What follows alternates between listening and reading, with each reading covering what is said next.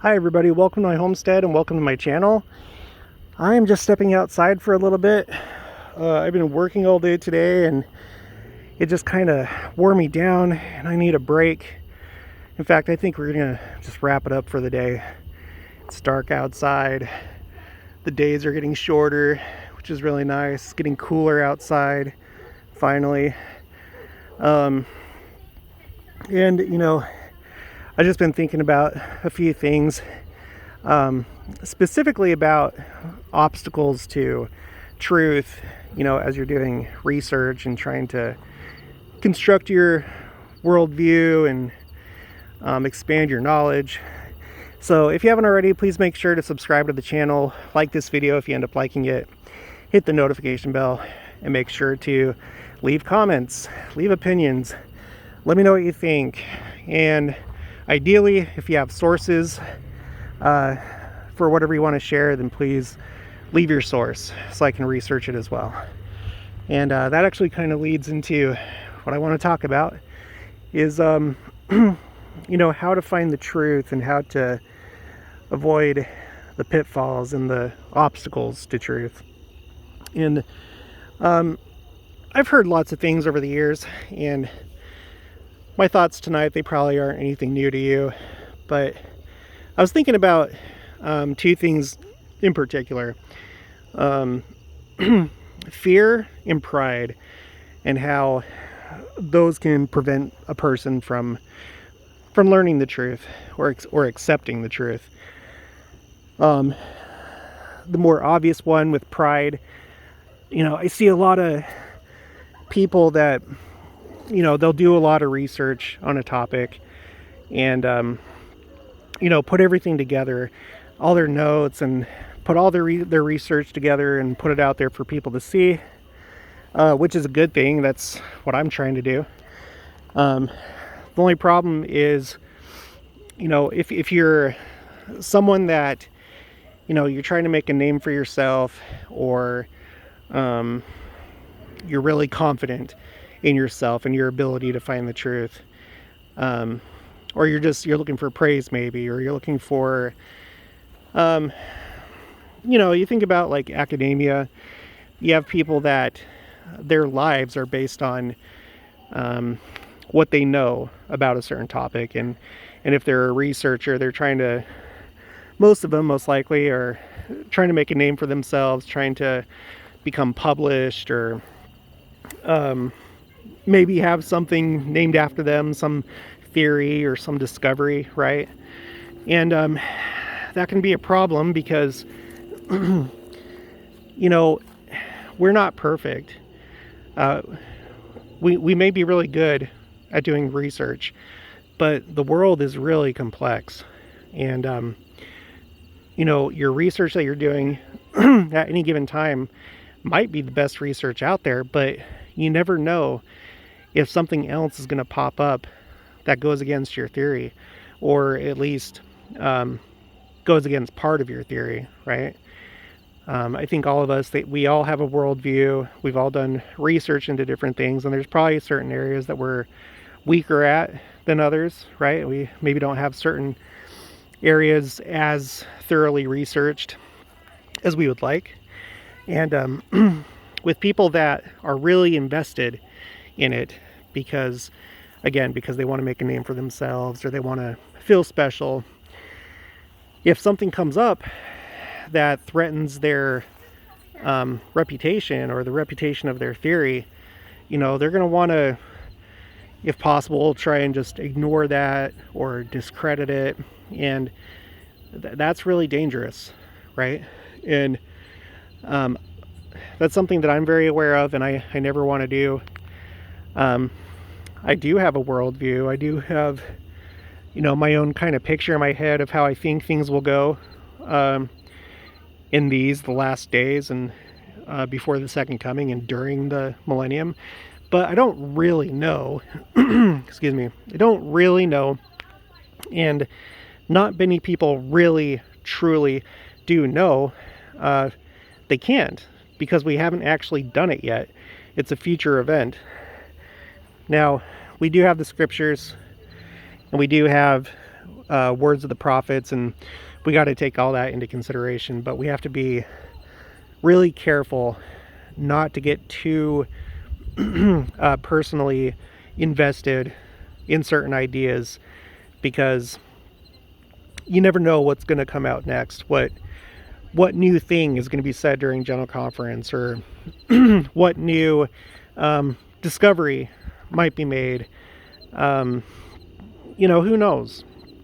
So it's really important to always, when you come across something that is true, or at least it's a new data point that you can't just outright disprove, you got to make room for it. And sometimes, something will come up where you have one new thing that comes up, and then you have your old point of view, and you can't really disprove either of them. So just keep them both. You don't know. You don't have to pick one. Maybe you could favor one, but if you don't know, then you don't know. And that's okay, right? Sometimes we have to throw away old ideas and old notions. Just recently in my my last video, I just learned today that at some point during the millennium, everyone will become converted to the Church of Jesus Christ, and I have sources for that. A couple different prophets, and Bruce R. McConkie, and there was also that scripture in Isaiah, and it was talked about in church manuals. Like, I know one of them was a Institute manual. So, that's new information to me, and there's plenty of sources that seem to back that idea up. And so I got to make room for it. And it doesn't, and in this case, this is probably a bad example. It doesn't really interfere with anything. It doesn't conflict with anything too severely to where I'm distraught about it. But I got to take that new information and include it into my worldview and the model that I have in my head. So I really don't like saying things absolutely for sure. And if I do say something for sure, I need to have, lots of different good sources for it, like the scriptures. And then I need to make sure that whatever the scripture is being interpreted correctly, and try and back it up with statements from general authorities and church publications, right? Because let's just face it, with the scriptures, they can be clear, yes, and they can be clear when you're reading them with the Spirit.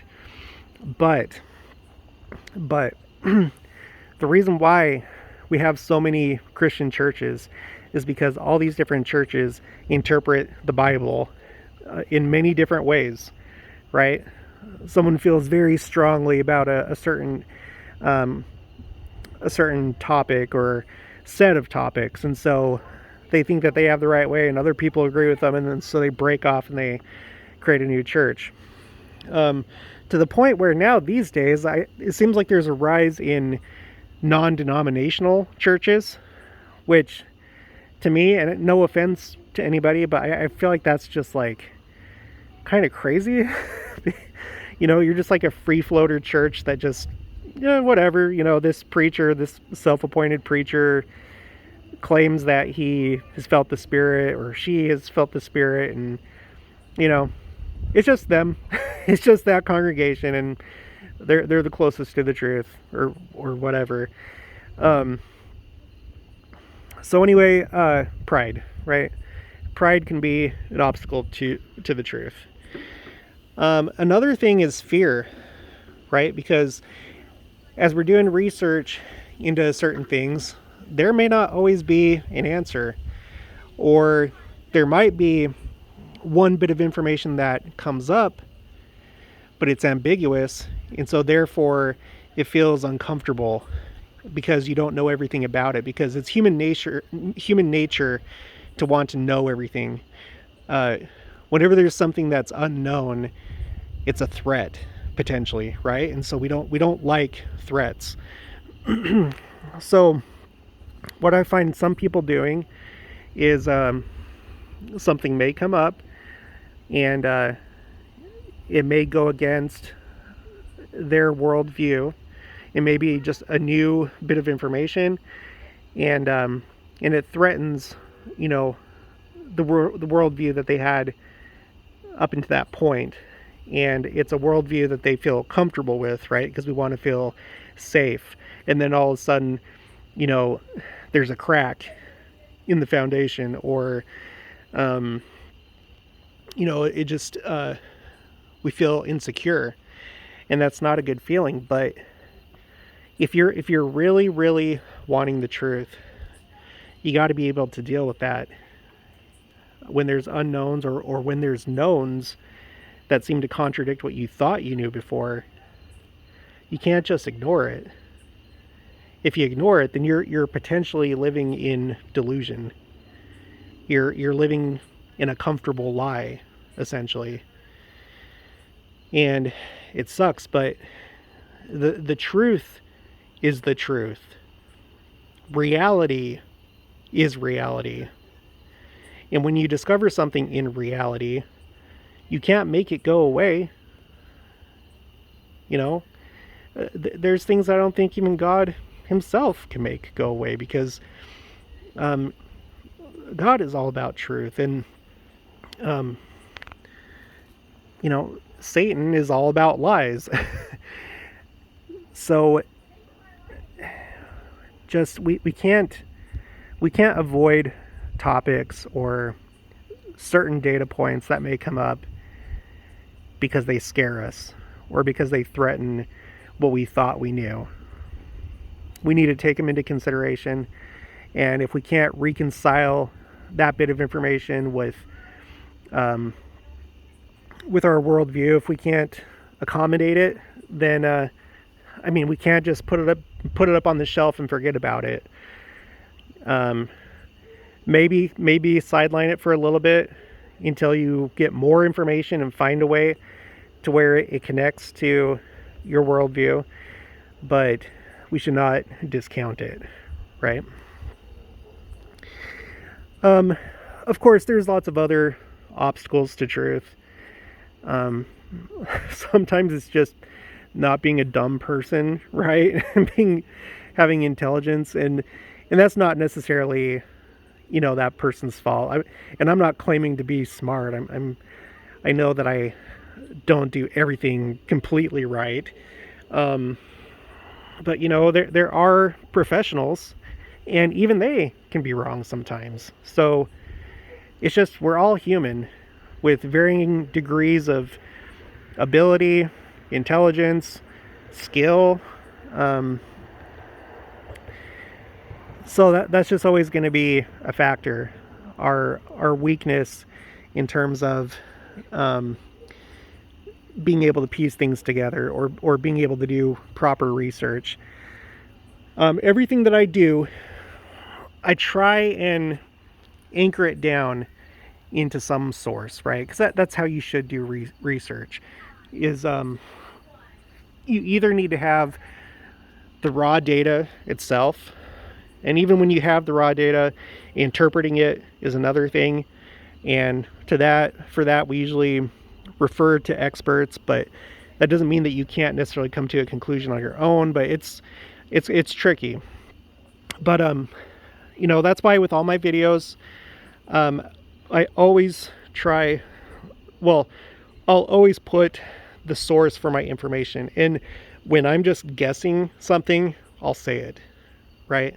For example, I feel like the quickening event that will happen to the church would probably happen sometime around the time of Adam-ondi-Ahman. I believe that just because, well, I don't full on believe it, but it makes sense to me, because it's my understanding that Adam-ondi-Ahman is supposed to be something that's like secret from the world. And there's different conditions that could bring that about. But being translated beings, It's my understanding that you have the ability to appear to whoever you want to, or to essentially hide yourself from the world.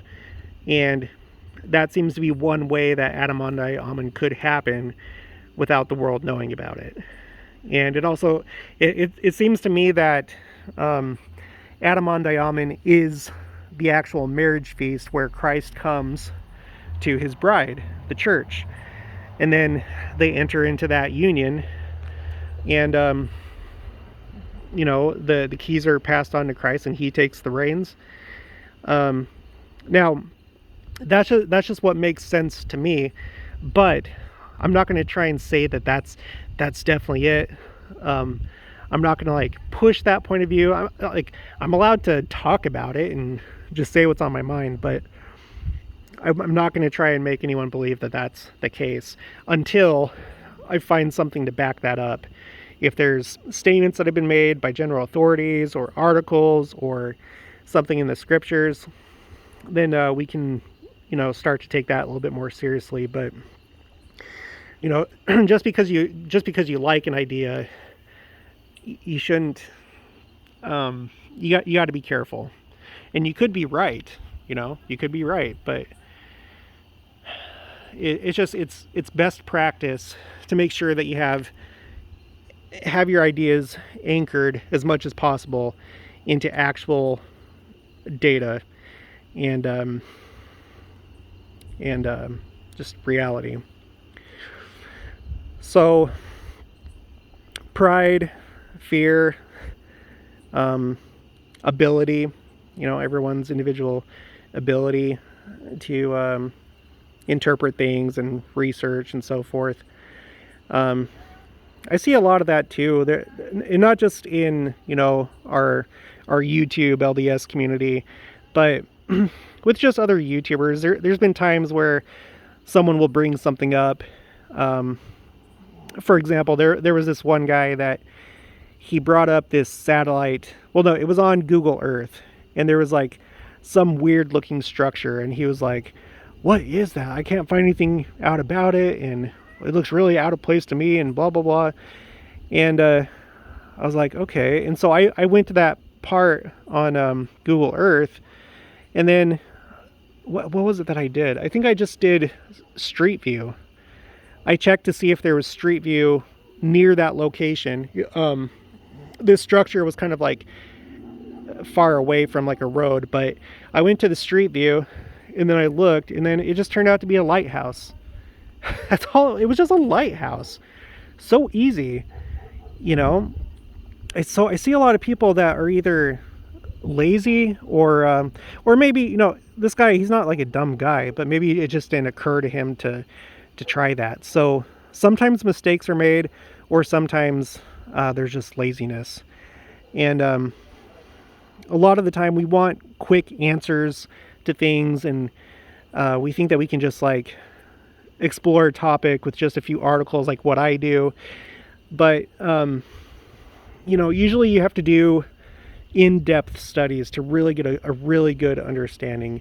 And unfortunately I don't have that kind of time, and that's not to say that my research that I present doesn't have value, but we all have the individual responsibility to dig into things and find out for ourselves, and look for anything that may have been missed, like what I did, just simply checking the Street View from Google Earth.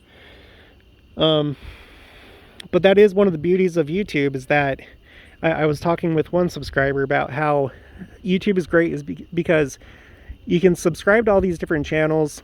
All these different people are doing research and potentially find things that the other ones don't. And by listening to multiple channels and just getting a lot of data, you can get a better sense of the big picture and put it all together for yourself. I think it is important for you yourself to do your own research, and not just on YouTube. There is a big difference when you're actually the one flipping the pages and looking at the footnotes and doing the searches for whatever. I feel like it kind of sticks better when you're the one that's doing that. And actually doing this YouTube channel is really helping me out with just learning so many things that I didn't know previously, things that I thought that I did know. But I've been able to go to the actual sources that would have some sort of authority to tell me otherwise, or enlighten me with those things that I didn't previously know. So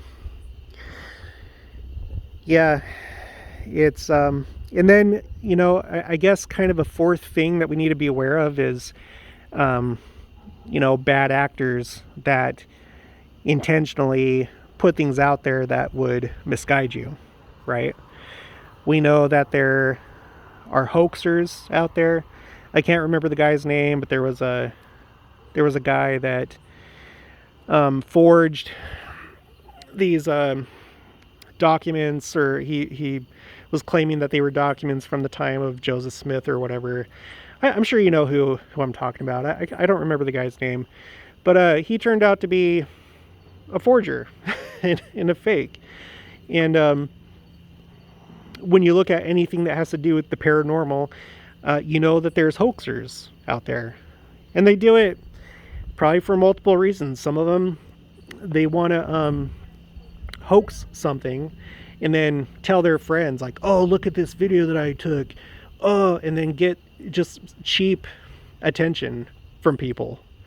And there are people that do that. There's people that do really dumb things just to feel special, or just to stand out and get attention. So, you know, that's honestly one of the biggest problems. That kind of goes back to pride, actually, is just people that want to stand out, feel special. They don't really have any concern or care when it comes to truth.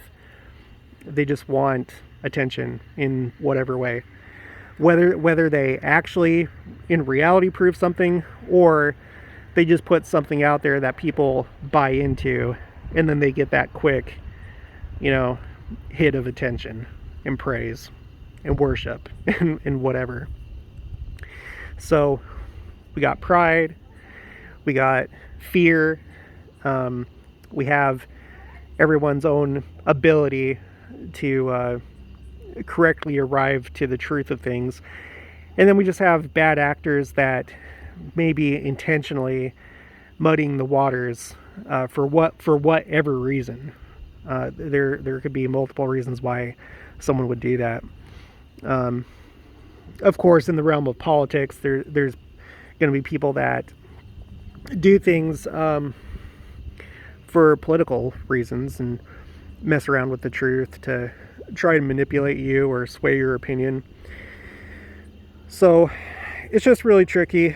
But for myself in this life, I rely first on the Spirit, because that's the only way that you can really come to like the real truth, right? Because everything outside of ourselves can be manipulated and tampered with. Even our own senses can be manipulated, and that gets into the philosophical idea of I think this is epistemology. It's the study of how we know what we know. And a more recent example is the idea of like, how do you know that you're not just a brain that's in a jar, you know, connected to wires, and some mad scientist isn't creating your reality. Very similar to the movie The Matrix. And you don't know that. But the most real thing I think that you can ever experience is the Spirit, because the Spirit can communicate directly to your spirit without physical means, you know, bypassing the physical material world, which can be manipulated by bad actors. So I base everything on that and my spiritual experiences that I've had, that I know really do come from the Spirit. I trust the scriptures because of the Spirit. I trust our general authorities and the prophet because of the Spirit. And that's my foundation. It's the Spirit, it's Christ, it's the gospel, it's the scriptures, and this modern day restoration of the church, which I do know is true. And sorry, I'm not trying to give my testimony, but well, I guess that's okay, isn't it? But you know, and then everything else that's not really spiritual in nature, like you have to do your best to get it down to the most authoritative source that you can, and not be don't be tempted by your own brilliance of being able to come up with interesting theories, even though it can be entertaining and not necessarily wrong. But we got to stick to sources as much as possible and back everything up with data. So, well, I think I'm going to leave it there. I've been able to come out here, cool off. It's really nice outside right now. There aren't really any bugs out here, and it's just a nice, cool night. You can hear the crickets. There's a slight breeze, very slight breeze, but it feels good. And I can't wait till the days just get shorter and colder, because summers here in Kansas are not what I thought they would be. It's actually, honestly, I feel like it's worse here in Kansas than it was in Phoenix. And it has to do with the humidity. It's like, I thought that I'd be able to like come out here and work during the day, you know, and it's like basically impossible. I get really sweaty really fast and really overheated, and it's like the only time that I can do any work is in the, you know, the early morning or in the evening when it starts to cool down, or like when the sun goes behind those trees over there. But that's just during the summertime, and I'm just really looking forward to the cooler temperatures. It's going to be really nice, and hopefully we'll get some more rain too.